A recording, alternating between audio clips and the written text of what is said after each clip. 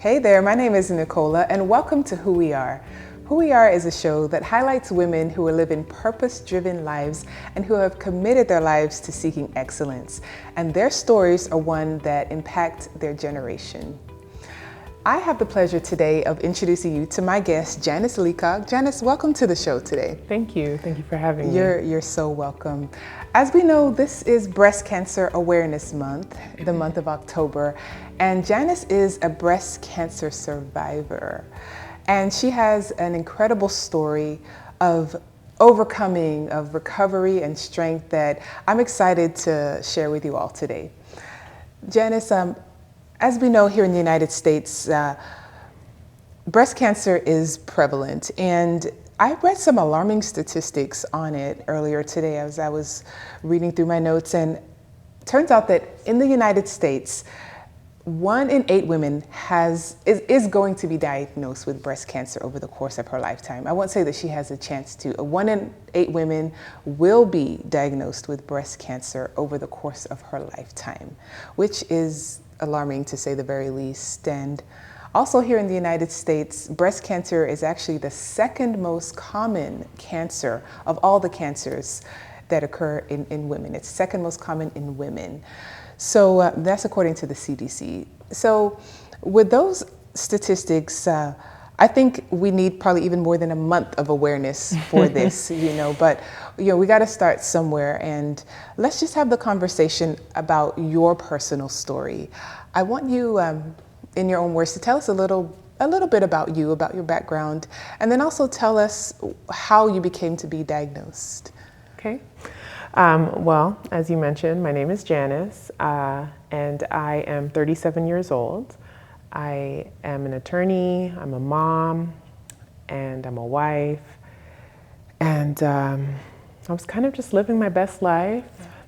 I was 36 years old at the time when this happened to me, and I went in to see my gynecologist for my well woman exam, which I try not to skip or put off ever. Yeah, so important. Yeah, very important. And when you hear my story, you'll see why. But I went in to see him, and it was May. Every May I go right after my birthday. And so I went in to visit with him, and we were chatting. He's such a lovely doctor.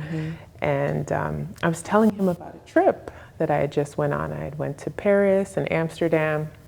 And as I was telling him the story, he was like, oh, I remember when you traveled the year before. And I was like, how do you remember all of this stuff? And so, he was listening to my stories, laughing. And then all of a sudden I saw his face kind of change. And so I stopped my story and I said, well, what's the problem? And he's like, you don't feel that? And I said, feel what? And he said, you don't feel that? And I'm like, no. And at this moment I'm panicking, of course, right? And so he asked me about 4 times if I could feel that. And I said no. And he said, okay, well, nothing to worry about. Was he actually having you do the exam at the same time? Yeah, he was doing a breast exam at the time. And I could not feel what he was feeling. With your own finger. Right, and you're right. He did ask me to put my hand there and see if I could feel it, and I could not. And so he said to me that he felt a small lump. And, it's probably nothing. Don't worry, you're young, you're healthy, but in an abundance of caution, I would like for you to get a mammogram done. And of course I started crying right away. Naturally. I'm like, oh, I don't want to hear this. I've never even had a mammogram because as you know, unless there's some type of history of breast cancer in your family, they generally don't require or don't have women get mammograms until they're, I think, 40 years old. And so I said, okay. And I remember leaving his office. And, of course, this was so urgent to me, right? And so I called the referral for the clinic that he gave me right away. And I was like, I'm in the building right now. Can I come right now? Yeah. They were like, ma'am, that's not the way it works. Let's get you on the schedule. But no, naturally, of course, that's something that you don't want to put off. That's alarming. Yeah. How quickly were you able to get in and get that mammogram done? So they said that it would be a month. Oh my. It would be a month. Oh, and my. So that was probably the longest month of my life. Of course. And so I scheduled my appointment. It was for the middle of June. So actually it was about a month and a week. And I recall calling my mother and talking to her about it. And she said, oh, Janis, it's probably nothing. It's probably just benign. And so for the whole month and a week, I was worried. Of course. Very worried. And I also tried to do some more breast exams to see if I could feel it. Yeah. And at this point, you still didn't feel anything? I could not feel anything. Yeah. I could not feel anything. Which goes to tell you that although the breast self-exams are highly important, the physician exams are equally, if not more so, because Janis, you couldn't feel it, but he could. Right. So that just shows you to definitely get those done yearly with your doctor. Absolutely. Tell us what happened when you got the mammogram done. First of all, what was that experience like for those who never had one? Mm-hmm. Yeah, it was my first, and it was very interesting. I went to the facility, and they screened me when I got in, and they asked me to remove all my clothing, and I was placed in a robe and brought back into a room with just a big machine, a big apparatus. And of course, you're concerned, you're worried, and they're like, "Okay, this is normal. Yeah. Don't worry." So they place your breast on. I've only had one mammogram, so forgive me if I'm not using the correct terminology. No. But they place your breast on the machine and they kind of squish it and try and flatten it out, and you have to stay very still. And so they take all sorts of pictures and whatnot. So after the mammogram was done, they said that they would get back to me in about 3 days with the results of the mammogram, if there was anything further required. And once again, I had 3 more long days. And sleepless nights, yes, I'm sure. Yes, and so I received a call from the facility about 2 days later, indicating that they would like to see me because I need to get a biopsy done. And at this point, I'm starting to get a little more worried. Yeah, because you were hoping that they would say, oh, we found nothing. Right. And you're good to go. So they said that they need to do a biopsy. So I went back. I think the biopsy was scheduled pretty quickly after, if my memory serves me correctly. My biopsy was scheduled for maybe about a week or 2 after the mammogram. And I went in to do the biopsy, and that morning it was all tears, all tears. Of course. Very worried. And they made me lay face down on a table. Actually, experiencing the biopsy is a pretty scary experience as well. Imagine. Yeah, they made me lay face down on the table, and they asked me not to move. So much so that they said, don't breathe while we are cutting, because you need to stay very, very still. Oh my. So they said, hold your breath, and we'll let you know when you can breathe. You can breathe again. And so I am on the table, tears rolling down my face, trying not to breathe. And the doctor, lovely lady, young doctor, and she too tried to reassure me that, we'll just take it one step at a time and see what it is. We just need to know. And after the biopsy was completed, she did ask me how I came to discover this lump. And I said, well, my gynecologist felt it because she couldn't feel it at first herself. So even she either. couldn't feel Right, it. she couldn't feel So it. it was that tiny. Right, but they did see it when they did the The mammogram. mammogram, of course, yeah. Right, they did see something there. So they said that they would be in touch and they would call me and let me know the results. So I want to pause right there because that to me is just so profound that you couldn't feel it. One other physician couldn't feel it, but your gynecologist felt it. Right. In fact, thank God Yeah. that he was able to, because imagine if he couldn't feel it too, and here we go a year later, and who knows what size it would have been then. So I want to pause there. We're going to take a quick station break, and we're going to continue on with the story and find out what happened next. We'll be right back.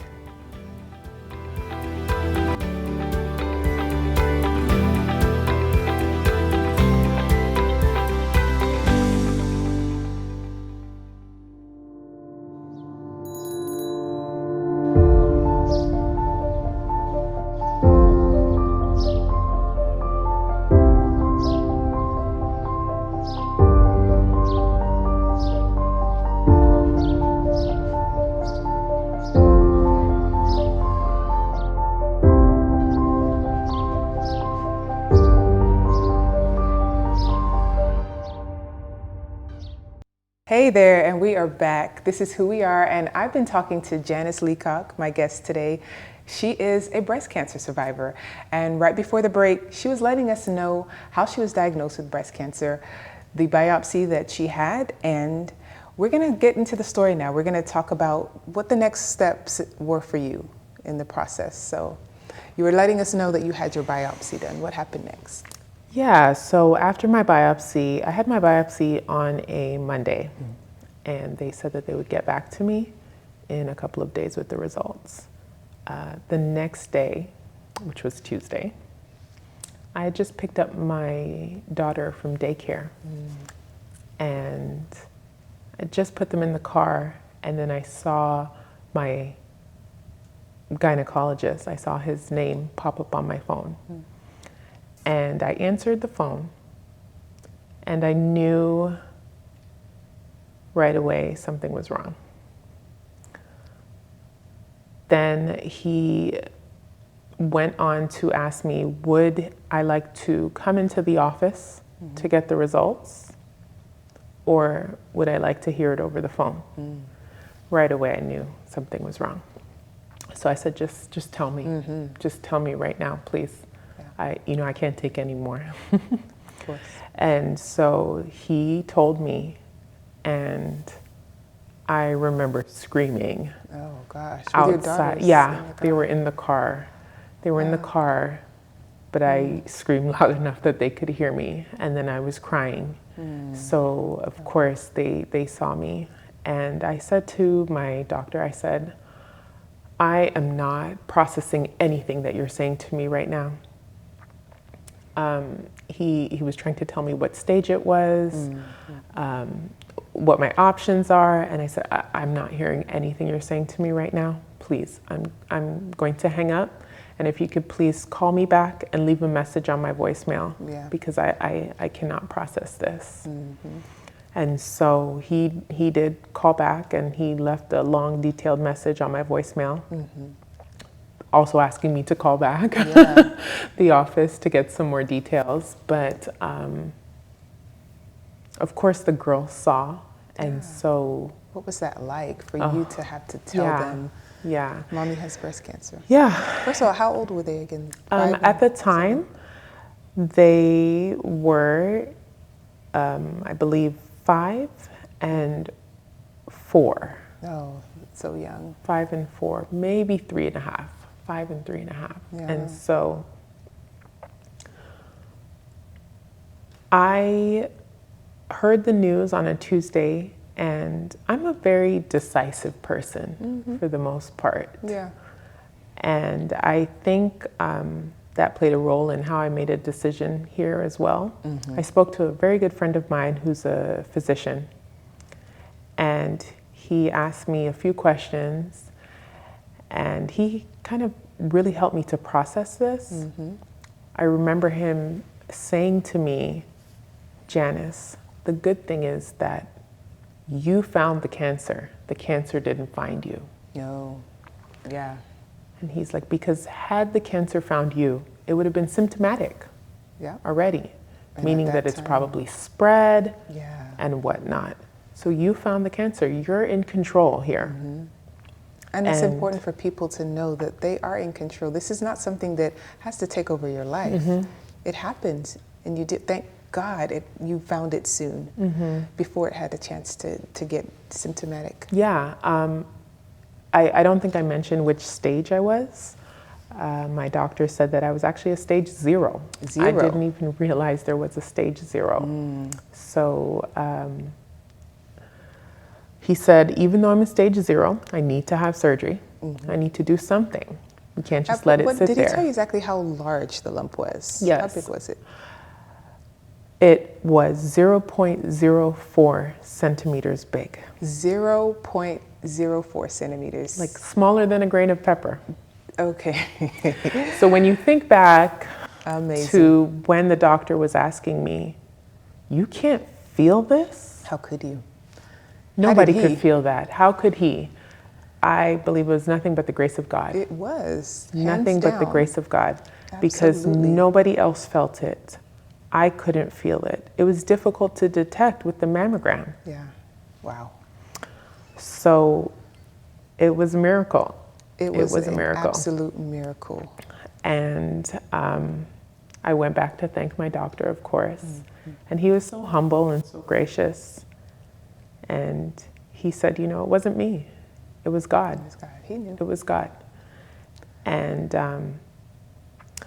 you know, being that I'm a mom, I had to think about my girls. I had to think about these 2 young girls. I want to make sure that I'm here for them as long as possible. And I made some appointments to go and see some oncologists and some physicians about my choices that I had. And I was presented with a few options. And although it may seem drastic to some, I felt like it was the best decision for me in my situation. So I decided that I was going to get a bilateral mastectomy. Okay. And for those of you that don't know, tell us what that is. I decided that basically they would take off my breast. And to completely remove the breast tissue. Correct. On both sides. Both sides. Even though this was the left only side. Only on one side. It's actually my right side. Okay, so so the lump was found on your right side. On my right side. Can you tell us what the choices were that they offered you? I said that was the one that you chose. What were the others? Right. So I was also given the option of doing a lumpectomy, where basically they go in, they take out a little portion and some of the surrounding tissue. But with the lumpectomy, I would also need to do radiation therapy and also take hormone therapy pills. Basically for, I think it was for the next 5 years. Okay. But those pills could also cause cancer.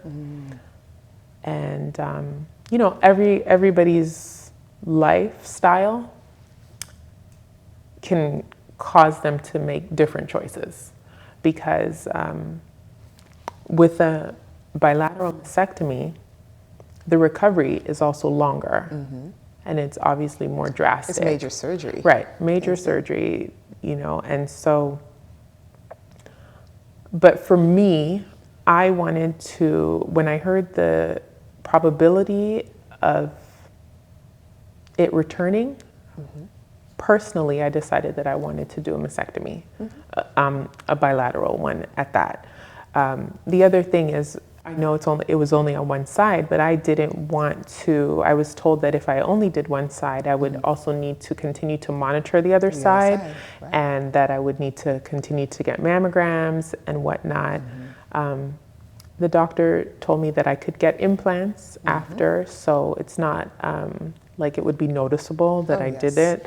Yeah. And so for me, I thought, this sounds like a good choice. Yeah, because with the lumpectomy, there is always that risk that the cancer would develop either in the same breast or the other and could come back. So there's always probably going to be that fear in the back of your mind. Right.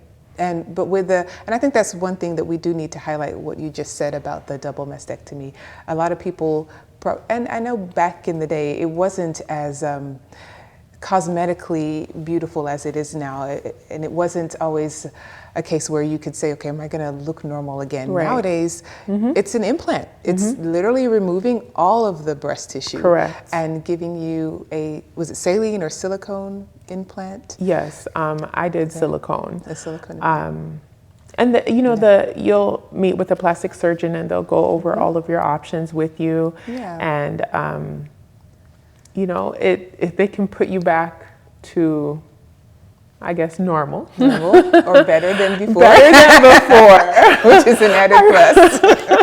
Better than before as well. And so, and of course, I had already had my children.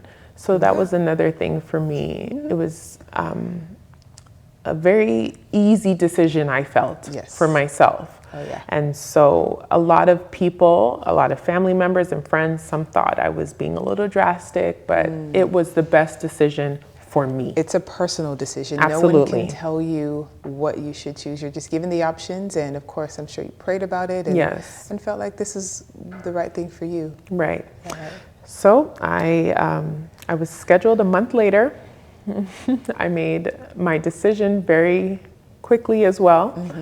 I think within a week, I'd already decided that I was going to do the mastectomy. And I was scheduled for July of 2019, July 24th, I believe it was, a Thursday, to do my mastectomy. And I was very, very afraid. Very afraid. Naturally. Yeah.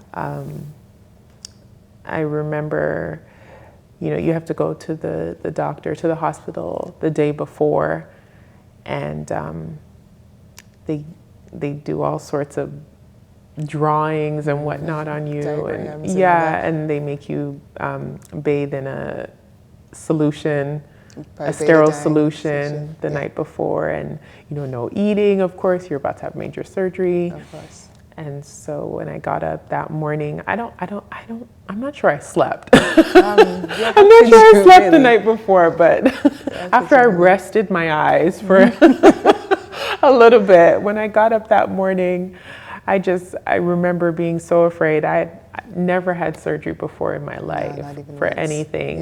Yeah. So this was my first time going under the knife, and I was very, very afraid. I'm sure you were.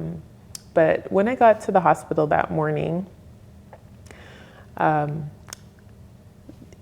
oncologist came in and, she did her drawings and whatnot and where they're going to cut, and the anesthesiologist came in, everybody, all these different doctors coming in to see you. Right. Yeah.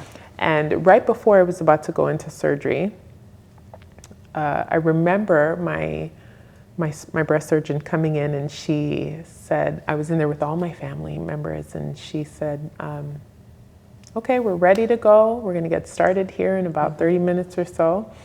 And she said, do you mind if I pray with y'all? And I was so shocked. Yeah. I was so shocked that she did that. And it was lovely. Yeah. And so she prayed with us, and the anesthesiologist said, okay, I'm here to give you your happy drugs. Yeah, a little cocktail. And I said, oh, okay. The funny thing is I remember that anesthesiologist because he was the same one that I used when I was having my first baby. Yeah, and so that was pretty interesting. But I just remember him saying, I'm here to give you your cocktail, and then that was it. And that was it. And then you woke up on the other side. We're going to actually pause right there, though, Janis, because that decision, of course, we can tell God was leading you through all of this. We could tell God was leading the physicians. Like, that's evident in even just their beliefs and the way they pray for you. I think it's just amazing, and you're so incredibly blessed. You really are. Yeah. But I want to talk about this whole recovery process on the other side of the break. So we're going to take a quick station break, and we'll be back.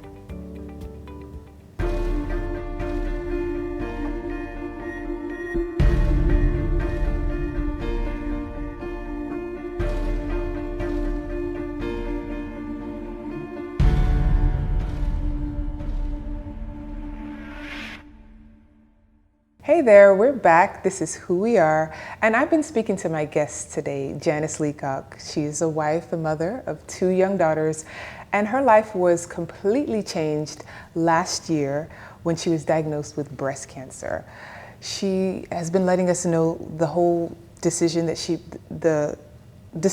made to have the surgery, and had just finished telling us about the moment before she went under the knife.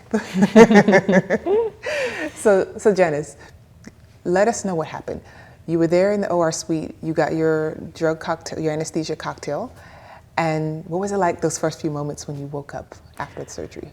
Yeah, obviously I was under, so but apparently I was under for a very long time. I was having the bilateral mastectomy, and then I was also getting expanders put in at the time of surgery. So my surgery took about 8 hours.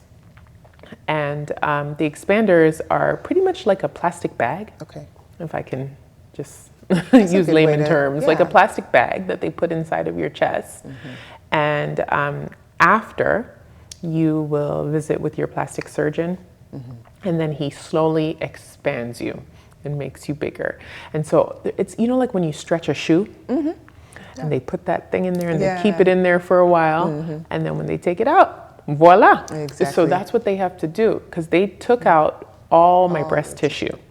So everything was gone. So actually waking up was kind of strange, to say the least. Yeah, not that I was very big breasted before, but when you wake up and you're like completely flat, everything is gone. It's That's shocking. gotta be mind blowing. It's shocking. And then you see the cuts, and you're just wow. And I mean, to say the least, I was in so much pain. I've never experienced that much pain in my life. I mean, I thought I was going to die. Oh, gosh. I thought I was on my deathbed. Oh, my. Something as simple as just sitting up was impossible. Yeah. Impossible. They wanted me to be able to sit up myself before I was released from the hospital. And walking was also impossible. But so important. All those things are going to help keep things moving. Right. When you're just, even though you're tempted to lay down and just cry and sleep after surgery, you can't, because you got to get up and get things moving, and that helps with recovery. Yeah. But it's not easy, I imagine. It's not easy at all. It was definitely one of the hardest thing I've ever done in my life. Certainly. Physically. And I remember just saying to myself, I have to do this. I have to do this for my girls. I have to get up. So they were my motivation. Driving force, your motivation. Absolutely. For sure. Absolutely. So, to say the least, I was able to get up. I was able to walk. Yeah. So I was released from the hospital. Thankfully. And you didn't die. You're still here. I'm still here to tell my story. Oh, yeah. But the recovery was definitely difficult. There were about 2 weeks being at home that I was not able to do anything for myself. Nothing at all. Certainly. And I thank God for my family that was there for me, able to assist me with simple tasks that I could not do. And I also thank God for the pillow that I ordered from Etsy. They have these pillows after surgery that you can basically like wrap your arms around and hold. Okay. It's a lifesaver. Okay. Yeah. Okay. And so recovery was definitely difficult, but after those first 2 weeks, I started to feel a bit better, and I was able to raise my arms. Okay, so 2 weeks. Yeah, I was able to raise my arms and, brush my teeth Your own without teeth. crying. Gosh, yeah. I imagine you were still on the painkillers at least. Absolutely, to help you. yeah. I didn't stay on them too long, but it was a difficult time during my life. But I'm here now and I'm okay. Yeah. And after that, I started to see my plastic surgeon pretty much weekly. Okay. And he would expand my chest, or the bag inside of my chest, slowly. Okay. And that was kind of painful at first, Okay. but slowly it started to feel better with each visit. Okay. And so were you left with some type of ports of entry, right? So yes, that you can insert the silicone. And so there's a needle on the end of, I guess, the expander thing that he uses. And so he puts the needle and there's like a magnet and it connects. And then they're able to put, at the time when they're doing the expansion, I think it's saline that they put in. Okay. And so they put saline and slowly expand you to the size that you would like to be, or at least the size that your chest can Accommodate. take. Correct. Got you. And so when we finally got to that point, then we scheduled my exchange surgery, and that was scheduled for December. And so in December, I went back for another surgery.